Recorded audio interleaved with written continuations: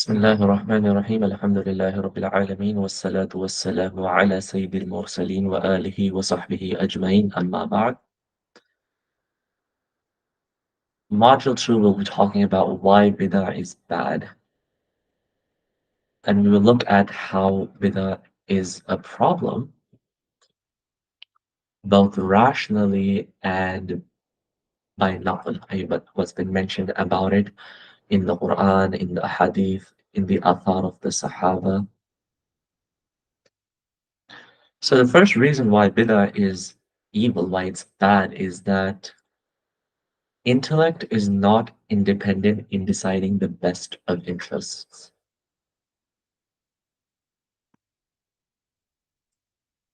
By experience, by experiment, we know that a person's intellect is not sufficient in deciding what benefits the most and what is most harmful for it. And it doesn't matter if this interest we're talking about is of a worldly nature, of or if it's an otherworldly nature, right? It is completely insufficient in order to decide and tell us what is good and what is bad.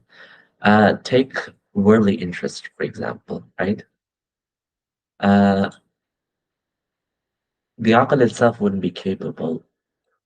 And the reason being is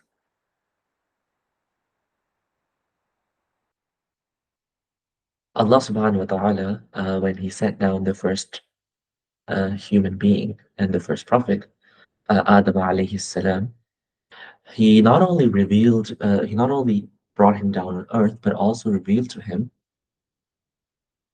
all that he needed to know and to know in order to benefit from this world, right? So he was taught how he could benefit from this world. And it's mentioned in historical records. Non-history experts don't know the authenticity of it, but it's mentioned that the first person to create the wheel was in fact Adam alayhi salam. And imagine how the wheel is the principle and the basis for so many other inventions that are present in our lives. Take any electronic device, you will have a kind of a wheel involved in making that work. Computers, cars, air conditioners, micro, etc., whatever it is, there will be some form of wheel that is going to be there. And so this principle of manafi, of masalih, of interests and benefits, that was something that Allah subhanahu wa ta'ala taught the first person and the first Nabi alayhi salam, right? It wasn't known before him. And the people who inhabited Earth or the creatures who inhabit Earth before human beings, they did not know of the wheel. And when the humans came, with them came the knowledge of the wheel. So it was given to them by Allah subhanahu wa ta'ala initially. And then what happened is obviously the children are going to learn from their fathers. And so this knowledge of the masalih dunya, or the interests of this world, started transferring from one generation to the other.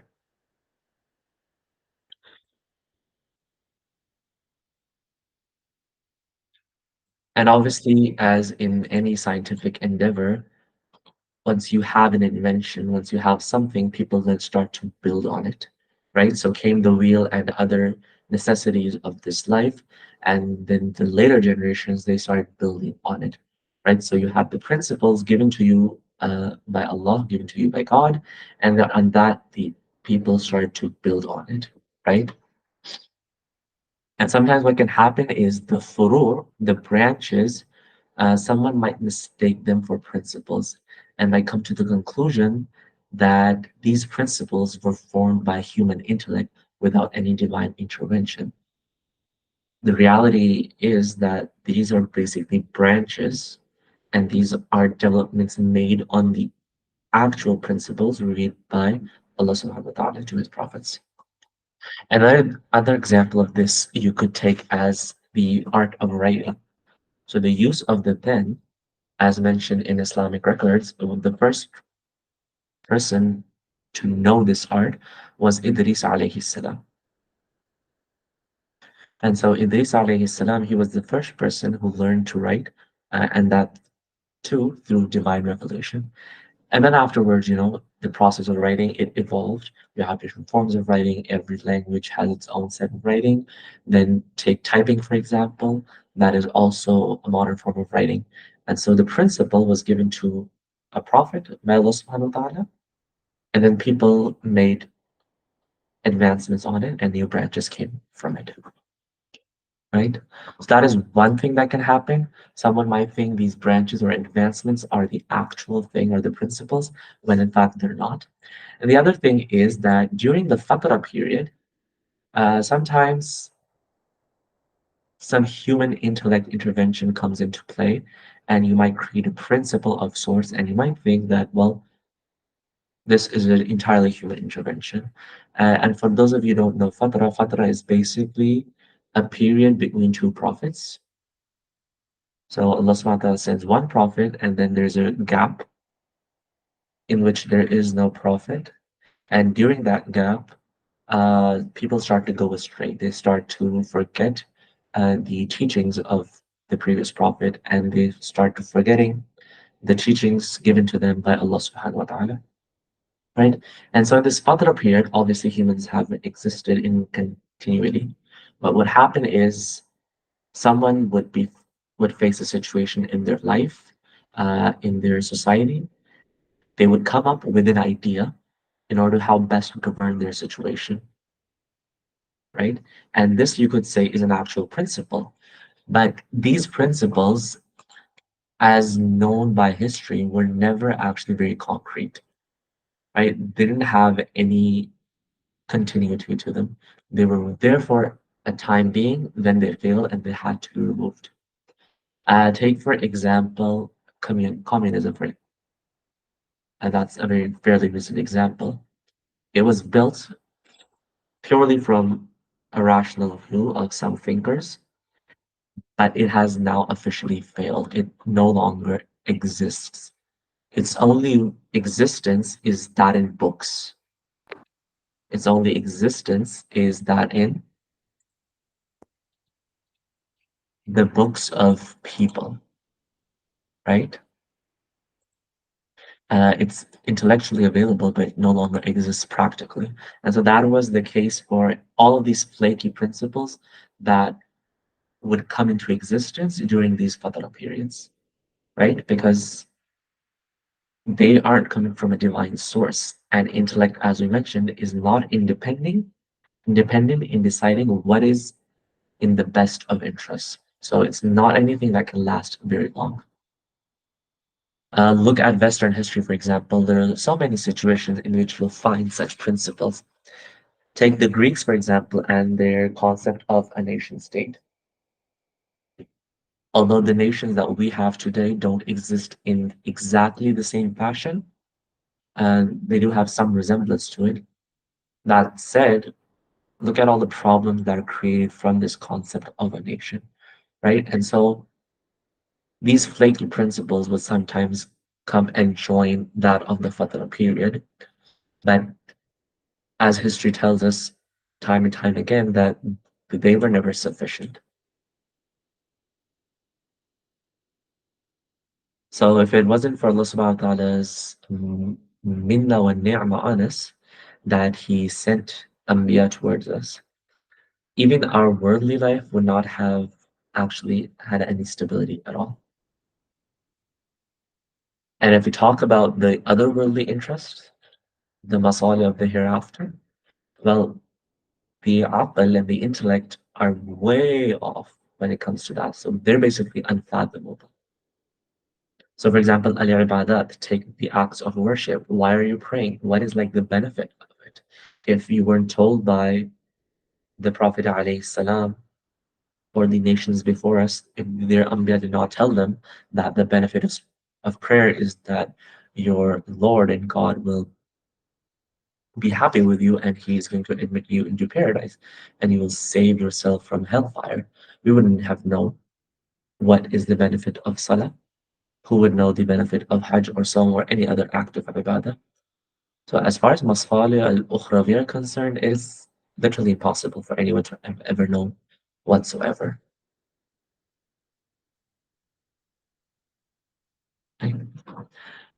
Now we come to the philosopher's dilemma, and that is that if you look at the works of the Greek philosophers, you'll find that they also talked about the hereafter, right? And they also talked about the need of maqarim al-akhlaq, good character, and the need of doing good, holding justice, and every other thing, the benefits of that, right? And some people might think that these philosophers, they came up all of this through the use of their rationale, through the use of critical reasoning and thinking, and they didn't need a shut to help them with it. But the reality is that Allah subhanahu wa ta'ala, since the first man, has been continuously sending prophets one after the other. Sure, there has been a period of fatra between some of them, in which there is a gap, but they've always existed, coming one after the other, which means that these ta'limat, their education, their teachings, would have in some form existed, either in the form, a written form, either in the form of culture, in the form of tradition. It would have existed in some form or in the others. But these philosophers eventually what have done is that they take the good things, or they take these traditions from their societies, from where they were living, and then they would wrap it up in logical arguments and presenting it in a way that there's nothing divine about them. But the truth of the matter is that all of the ahwal al-akhirah which are concerned in some way or form, they existed from the original teachings, original divine teachings, right? Maybe they weren't complete, maybe they weren't apparent, but they've always existed. So it's not that the philosopher, without any help, divine help, could have actually come to that conclusion.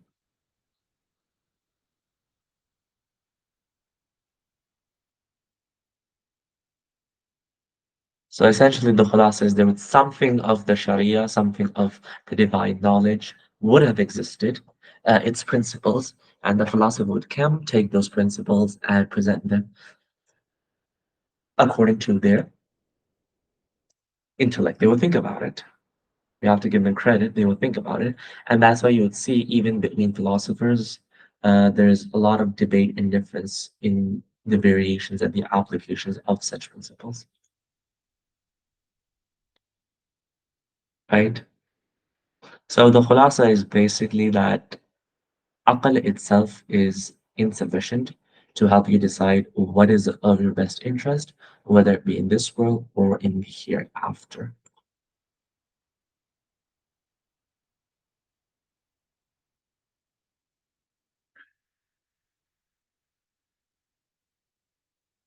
The second rationale behind bid'ah being bad is that the Sharia is complete and there is no room for alteration. Neither can you reduce something or increase something from that which already has been established. Right? So the Sharia is complete, and how do we know that? Allah subhanahu wa ta'ala mentions in verse number 3 of Surah Ma'idah, the fifth chapter, بعد أعوذ بالله من الشيطان الرجيم اليوم أكملت لكم دينكم وأتممت عليكم نعمتي ورضيت لكم الإسلام دينا. Today I have perfected your faith for you, complete my favor upon you, and chosen Islam as your way, as your deen. Right? So this ayah is very explicit that the deen is complete, and there's nothing that you could add to it. So in the hadith of Irbaz ibn Sariya, he mentions that the Rasulullah sallallahu alaihi wasallam, he gave a sermon, and it was such an impactful sermon that people were crying, right? And the hearts became very warm and soft. And we said, Ya Rasulullah, it looks like this is the sermon of a person who's going to leave us soon.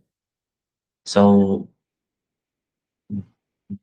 فَمَا تَعْهَدُ إِلَيْنَا, what kind of ahad are you taking from us? What are you giving us?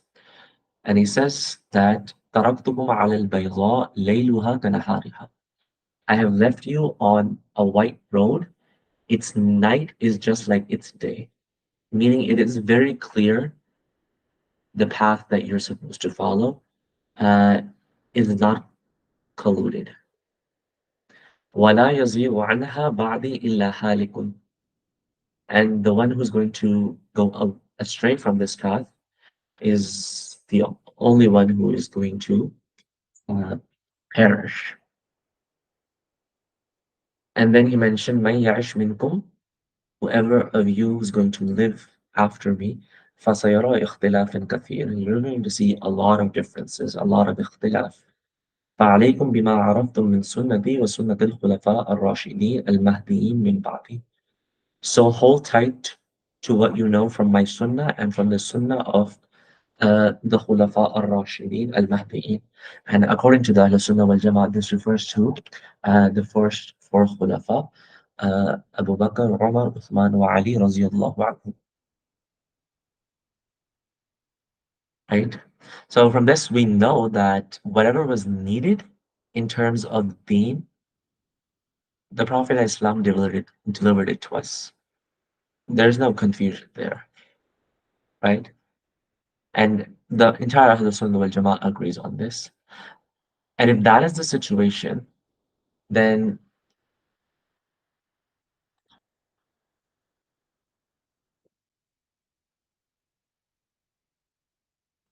if that is the situation, then the person, the Muqtadi', he is basically trying to say that the Sharia is incomplete and there are things that need to be added to it.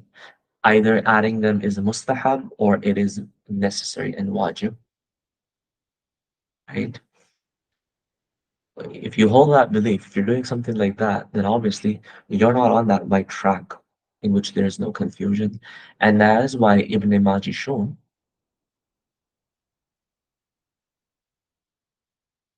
and those of you who don't know him, Ibn al-Majishun was Mufti Ahl al-Madinah.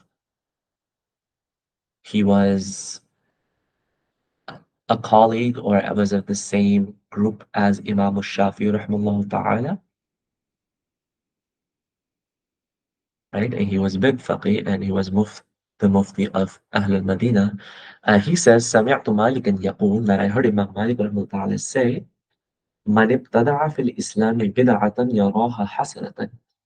Whoever invents a bid'ah in Islam, an innovation, and he sees it as good, that it's a good thing, a good addition to it, فقد زعم أن محمدا صلى الله عليه وسلم خان الرسالة. And so that person essentially thinks that Muhammad alayhi salam did khiyana in his duties as a prophet. He didn't fulfill them, right? Why is this زعم? لأن الله يقول اليوم أكملت لكم دينكم. Allah subhanahu wa ta'ala says that I have completed for you your deen. فَمَا لَمْ يَكُنْ يَوْمَئِذٍ دِينًا فَلَا يَكُونُ الْيَوْمَ دِينًا. So that which was not deen at the time this ayah was revealed, فَلَا يَكُونُ الْيَوْمَ دِينًا is not deen today either. So the Sharia, by the nas of the Quran, is complete. And to believe that it is not and it needs new additions to it, that is tantamount to accusing the Prophet ﷺ of not completing his duties or cheating and deceiving Allah subhanahu wa ta'ala. وَنَعُوذُ بِاللَّهِ مِنْ ذَلِكَ. The third rationale that we have is the Harasiya refuses to assent to Sharia and opposes it. And also the Harasiya thinks of himself equal to Allah subhanahu wa ta'ala and his Prophet alayhi salam.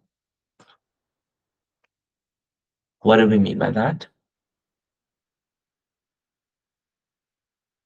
Well, the Sharia, as we know, it has essentially told us matalib al-'abd, that these are the things that you need to aspire for.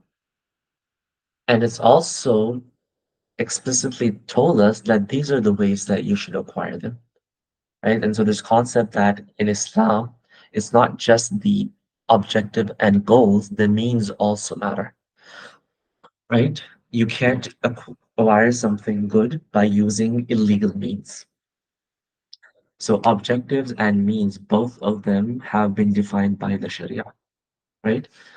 So the objectives defined, the ways in which you achieve those objectives, they're also defined. And basically, Allah subhanahu wa ta'ala and the Prophet are telling people, hey, you're supposed to try and target to achieve this, and this is the way you're supposed to do so. Okay. The Muqtadi', the Harasi, is basically rejecting this premise. And what he's suggesting is that there are other ways to reach those objectives. There are other pathways to get to Jannah other than the ones that the Prophet Islam brought us with, right? And the things that the Sharia has defined and specified, well, they're not the only things out there. There's more to it, right? And the logic behind this is that some ways Sharia has kept hidden, but the Sharia knows, Allah subhanahu wa ta'ala knew, but He didn't mention them. And we can also find out using our intellect, and we have found them. And so we will follow that. And in some cases, the one doing the bid'ah might think that I know of something that the Sharia did not.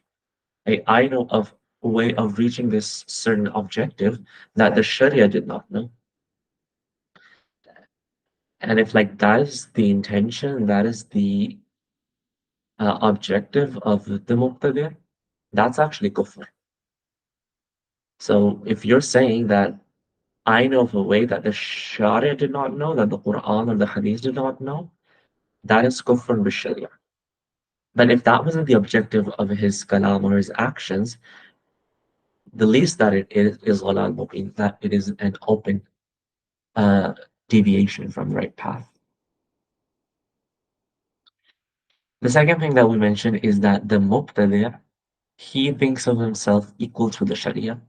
Why? Because once the Sharia has given you the law, given you the pathway, right? And has basically obliged you to follow it. This tells you that the only one who has the power to create new laws in the Sharia is the Sharia. So whatever Allah subhanahu wa ta'ala says in the Quran or whatever He reveals on the lisan of Nabi alayhi salam, that is it. Nothing more. But when the Muqtadi comes in and brings in a new thing in the deen, he's basically saying that the Shari is not just Allah subhanahu wa ta'ala and Rasulullah alayhi salam. I'm also the Shari. I can also create ahkam in the deen.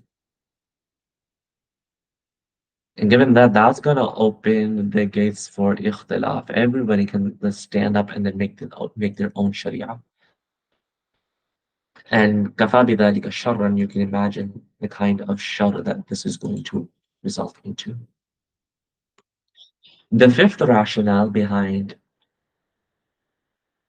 bid'ah is basically yielding to one's desires.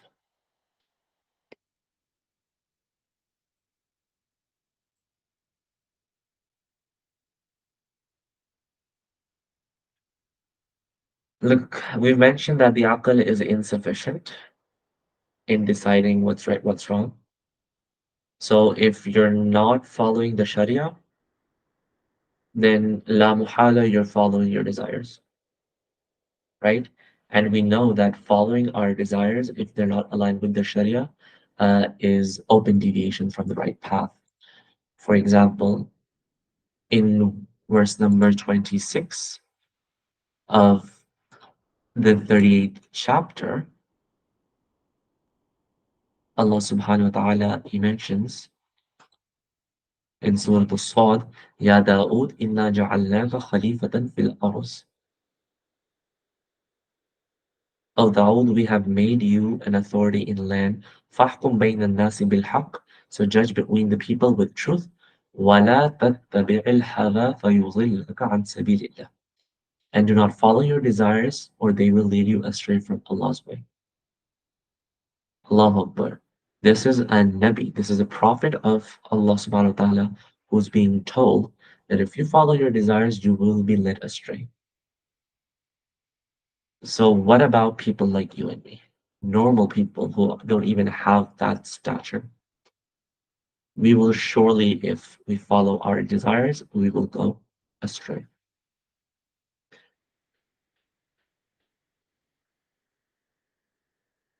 And Allah subhanahu wa ta'ala also mentions, وَلَا تُطِعْ مَنْ أَغْفَلْنَا قَلْبَهُ عَنْ ذِكْرِنَا وَاتَّبَعَ هَوَاهُ وَكَانَ أَمْرُهُ فُرُطًا. And do not follow those whose hearts we have made ghafil, heedless of our remembrance, وَكَانَ أَمْرُهُ فُرُطًا, and their state was a total loss. And so in this ayah, Allah subhanahu wa ta'ala is, in the first ayah, Allah subhanahu wa ta'ala is mentioning that you either have ittiba' al-hawa or you have ittiba' al-haq. There's no third option. In the second verse of Surah Al-Kahf, Allah subhanahu wa ta'ala mentions either you have ittiba' al-dhikr or ittiba' al-hawa. And dhikr is Quran. We know that from different verses of the Quran, right? There's no third option. So the different verses in the Quran, which basically tell you that when it comes to abidance in legal rulings, you're either following the Sharia or you're following your desires. The aql in this case is insufficient in deciding.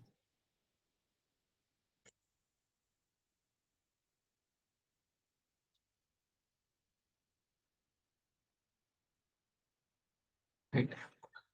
Once you understand this and you understand that the concept of logical and critical thinking and just the use of that when it comes to the matters of Sharia doesn't have any solid grounds to it,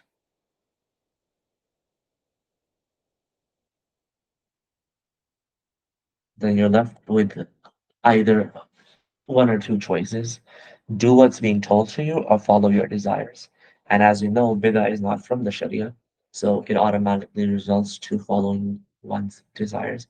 And this, I think, is a very important concept that we should always have in front of us, that the aql is completely insufficient when it comes to the matters of the Sharia. Allahu alam, bisawab. This was the discussion about what we find in the rationale of why bid'ah is bad. Now let's take a look at the Quran and Hadith to understand what is so wrong with bid'ah.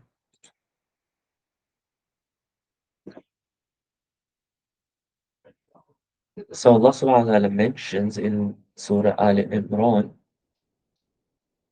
هو الذي أنزل عليك الكتاب منه آيات محكمات هن أم الكتاب. He is the one who has revealed to you, O Prophet, the book, of which some verses are precise. محكمات, they're precise, they're clear, there's no confusion and no doubt. هن Ummul Kitab. And these clear and precise verses, they're the foundation of the book. They're the foundations of the deen, the Sharia. وَأُخَرُ مُتَشَابِهَاتٍ. And then there are those verses which are elusive, which aren't as clear as the first ones. They can be open to interpretation and open to misunderstanding as well. Then Allah subhanahu wa ta'ala goes on to mention, فَأَمَّا الَّذِينَ فِي قُلُوبِهِمْ زَيْغٌ. Then those with deviant hearts, فَيَتَّبِعُونَ مَا تَشَابَهَ مِنْهُ. They follow the elusive verses. Why? ابتغاء الفتنة وابتغاء تأويله. They have two reasons, one or two. Number one, either to spread doubt,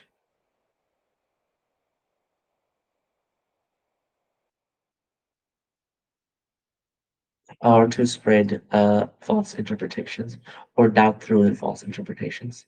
So if you look at the Orientalists, for example, the Westerners studying Islam, most of them, in their istilalat, in the way they present the deen, usually you will see them presenting such verses, the mutashabihat, so that they can spread doubt. وَابْتِغَاءَ تَأْوِيلِ. And because these verses are elusive, they're not very clear and precise, one has ground to make ta'wil, and one has ground to make their own interpretations in it, and present them as if this is the Sharia, right? So the deviant hearts focus not on the muhkamat, but rather on the mutashabihat. To understand this further, Aisha radiallahu anha, she mentions of a hadith. So the Prophet Islam, he asked this about this ayah, that, Ya Aisha, do you know who these people are? Right?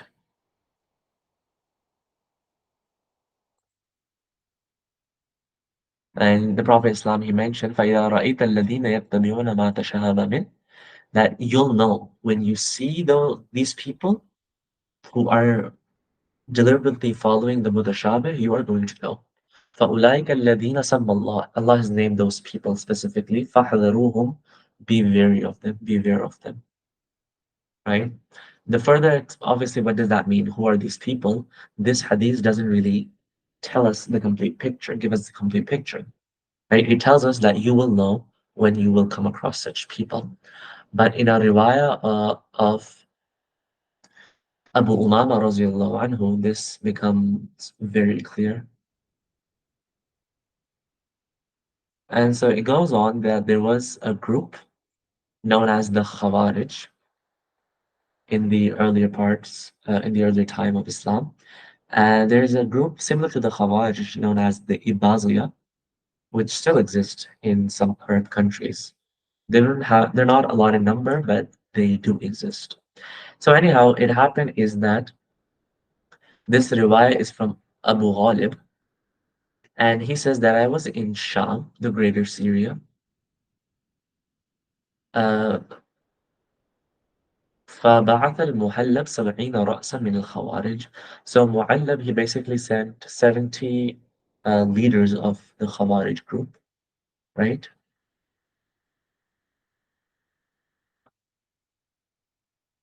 And they were hanged on the bridge of Damascus. So they were given punishment and they were hanged at the bridge of Damascus.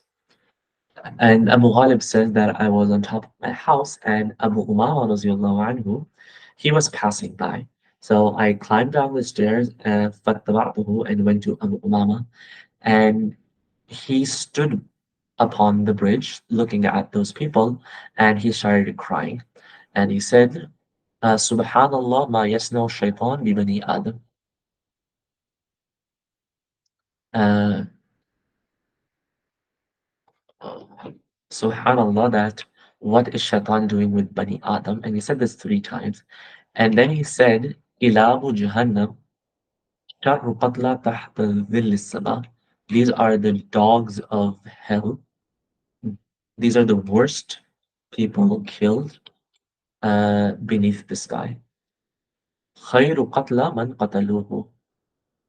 And the best of Shuhada are the one who these people have killed. Tuba liman qatalahum aw qataluhu. Glad tidings for the people who killed them, like the Khawarij, and glad tidings to those people who the Khawarij have killed. Right? Now, Abu Ghalib would obviously was couldn't quite comprehend what was going on. He was crying when he saw them, and yet he's saying such harsh words about them, right? And so he asked them, "What is the case?" And Abu Umama replied, "Baqaytu rahmatan." It is because of the rahmah that I feel for these people when I saw them, that they're from Ahlul Islam. They are from Islam. They're not like non-Muslims. Yet, look at what they've done. And then he mentioned, do you read Surah Ali Imran? And Abu Ghalib replies, yes, to which he recites the ayah, هو الذي أنزل عليك الكتاب منه آيات محكمات هن أم الكتاب وأخر متشابهات إلى آخر الآية. And then he says, وَإِنَّ هَؤُلَاءِ كَانَ فِي قُلُوبِهِمْ زَيْغٌ فَزِيغَ بِهِمْ. These were the people with deviant hearts, and so they were led astray. And then he recited another ayah, وَلَا تَكُونُوا كَالَّذِينَ تَفَرَّقُوا وَاخْتَلَفُوا مِنْ بَعْدِ مَا جَاءَهُمُ الْبَيِّنَاتُ.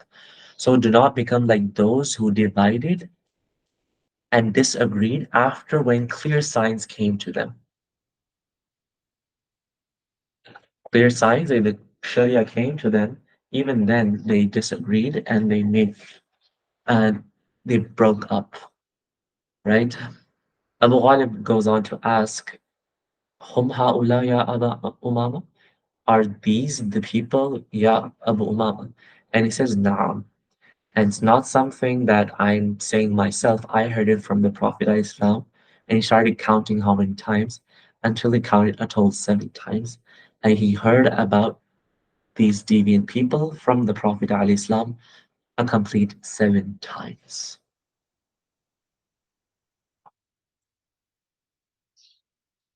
Right? And this hadith has been mentioned in different ways in different turuq, right? And what it tells us is that this ayah, it tells us that the Khawarij were from the Ahlul Bid'ah. The Khawarij were from the Ahlul Bid'ah. It's not specific to the Khawarij. This ayah is not specific to the Khawarij. Why? Because this ayah was initially revealed about Christians from Najran when they came to the Prophet ﷺ to debate with him on religious matters. And when it came to Isa ﷺ, they were saying that he is the son of God, sometimes would say he is God, right? And so they came up with the different ta'wilat and different ways in trying to prove their point that Isa alayhi salam was actually God. This ayah initially was revealed for such people, for the Christians of Najran. And Abu Umama, and not just him, other Sahaba, applied it onto the Khawarij. And from that, the fuqaha come to the conclusion that the principle here can be applied to any of the Ahlul Bid'ah, i.e., those who go away from the muhkam of the Sharia, the well established, the well defined, the clear and precise, and invent new things and invent new meanings into that which had not existed before. Right? And this quality of having deviant hearts is available in all of the Ahlul Bidah. And the words of the Quran, if you see them, they're very general. They don't specify one over the other.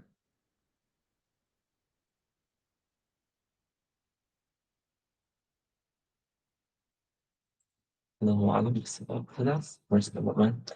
Another riwayah you have وَأَنَّ هَذَا صِرَاطِي مُسْتَقِيمًا فَاتَّبِعُوهُ وَلَا تَتَّبِعُوا السُّبُلَ فَتَفَرَّقَ بِكُمْ عَنْ سَبِيلِهِ ذَلِكُمْ وَصَّاكُم بِهِ لَعَلَّكُمْ تَتَّقُونَ. And so Allah subhanahu wa ta'ala mentions, indeed, that is my path perfectly straight. So follow it. وَلَا تَتَّبِعُوا السُّبُلَ, and do not follow other ways. فَتَفَرَّقَ بِكُمْ, for they will lead you away from the right path. ذَلِكُمْ وَصَّاكُمْ بِهِ, and that is what Allah has commanded you. لَعَلَّكُمْ تَتَّقُونَ, so perhaps you will be conscious of Allah subhanahu wa ta'ala.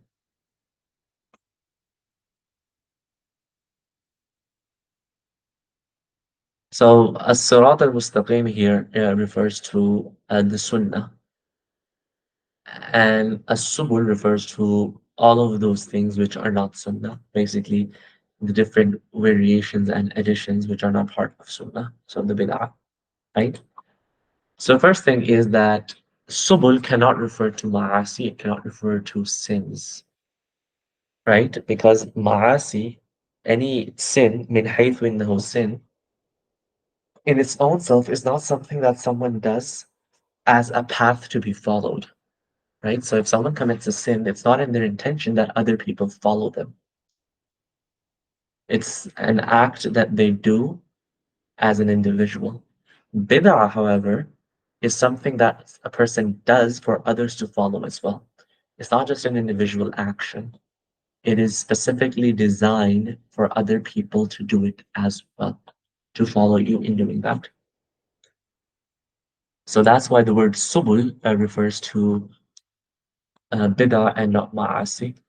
And to further understand this hadith, Abdullah ibn Umar radiallahu anhu mentions that the Prophet Islam, he drew a line, a straight line, right? And then he drew lines on the right and the left of that line. And then he mentioned that the first line that he drew, هَذِهِ سَبِيلُ اللَّهِ. This is the way of Allah subhanahu wa ta'ala. right? And these other lines to the left and the right, هذه سبل, these are ways, they're paths. وعلى كل سبيل منها شيطان يدعو إليه. And on all each of these paths, you will find a shaitan inviting people towards it. And then he recited this ayah, وأن هذا صراطي مستقيما فاتبعوه ولا تتبعوا السبل. يعني الخطوط, these are the lines. And again, if you ever come across such groups who are deviant from the sunnah, you'll always find them inviting people towards it, inviting people towards, uh, let's say, the founder of the group, a celebrity of sorts.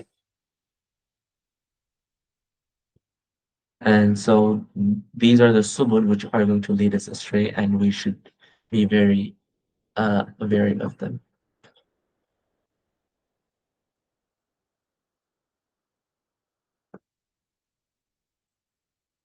Another riwayah of the Quran, إن الذين فرقوا دينهم وكانوا شيعا لست منهم في شيء إنما أمرهم إلى الله ثم ينبئهم بما كانوا يفعلون. Indeed, O Prophet, you are not responsible whatsoever for those who have divided their faith and split into sects. Their judgment rests with Allah subhanahu wa ta'ala.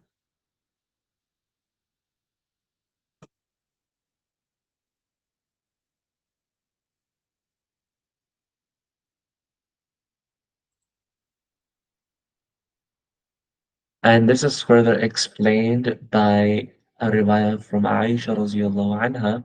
She mentions that the Prophet in Islam, he asked, Ya Aisha, who are these people الذين فرقوا دينهم وكانوا شيعا, who divided and split into sects? And she says, Allah wa Rasuluhu a'lam. Allah and His Messenger know best. And then he replied, a very explicit hadith in the tashri of this ayah, هم أصحاب الأهواء وأصحاب البدع وأصحاب الضلال من هذه الأمة. These are the people of whims, people of fads and hearsays, and the people of error and deviance from this ummah. So they are from the Muslim ummah, and yet they're people of wishes and desires, people of innovations, and people of deviance. And then he mentions, Ya Aisha, إن لكل ذنب توبة ما خلا أصحاب الأهواء والبدع ليس لهم توبة. For every sin there is a tawbah, but there is no tawbah for the people of desires and the people of bid'ah and innovations. Why? Because the person creating the innovation is doing so thinking that this is a good thing. And why would anyone make tawbah from doing a good deed? So there is no tawbah for such people. أعاذنا الله من ذلك. These are just some of the verses in the Quran relating to why bid'ah is bad and frowned upon. Now let's look at the hadith. And the hadith are so many that it is impossible to collect all of them over here. Imam Shatibi rahmahullah ta'ala, he mentions that they're beyond count, and I'm going to mention a few, and will mention an even smaller number just to make the point. If you want to look at those hadith, go open any book of hadith and you'll find a chapter on Kitabul I'tisam or Kitabu At-Tamassuk bil Qur'ani was Sunnah. Their entire chapters uh, based on adhering to just the Sunnah and avoiding Bid'ah in most of the works of hadith. Ibn Majah, rahimahullah ta'ala, for example, he started off his book with exactly this, a whole introduction, a muqaddimah of sorts, just to establish the relevance and the authority of hadith and the problems with bid'ah. So if you want to go deep into this and look at all the hadith, you can look at Kitab al-I'tisam, Kitab al-Tawheed, or Kitab al-Tamassuk bil-Quran wa Sunnah in the larger books of hadith. But let's just discuss some of the hadiths here. And so in the hadith mentioned in Bukhari, among other books, from Aisha radiallahu anha, she says the Prophet ﷺ said, "Man ahdatha fi amrina hada ma laysa minhu fahuwa rad." Whoever, if somebody innovates something which is not in harmony with the principles of our religion, that thing is rejected. And the hadith of Sahih Muslim, a more explanation to that, "Man amila amalan laysa alayhi amruna." Whoever does something, an action, which is not according to our tradition, فَهُوَ رَدٌّ, then that is rejected. The ulama said that this hadith covers one third of Islam, and it covers both bid'ah and the other sins as well. Right? So it's covering both bid'ah, because that's something that is not part of the deen, and neither is sin, neither are the sins. Those aren't something that the Sharia has sanctioned, so they're not part of the deen either. And so it covers more than 70 chapters of fiqh. That's one third of Islam, as the fuqaha mentioned. In another hadith of Sahih Muslim, Rasulullah says, فَإِنَّ خَيْرَ الْحَدِيثِ كِتَابُ اللَّهِ. The best of hadith is Kitabullah. وَخَيْرُ الْحَدِيثِ Hadi Muhammad. And the best of ways is the way of Muhammad sallallahu alayhi wasallam. وَشَرُّ الْأُمُورِ مُحْدَثَاتُهَا. And the worst of things are the new things. وَكُلُّ بِدْعَةٍ ضَلَالَةٍ. And every innovation is deviance. And in Nasai, there's an addition to that. After saying كُلُّ بِدْعَةٍ ضَلَالَةٍ, وَكُلُّ بِدْعَةٍ فِي النَّارِ. And the result of every bid'ah is that it ends up in hellfire. So that is, by this hadith, the result of anyone who's involved in bid'ah. And in a riwayah of Tirmizi, it is mentioned, من دعا إلى هدى كان له من الأجر مثل أجور من يتبعه لا ينقص ذلك من أجورهم شيئا. Whoever invites people towards huda, the right path, he gets the ajr and that of the ajr whoever follows it. There's nothing less in their ajr.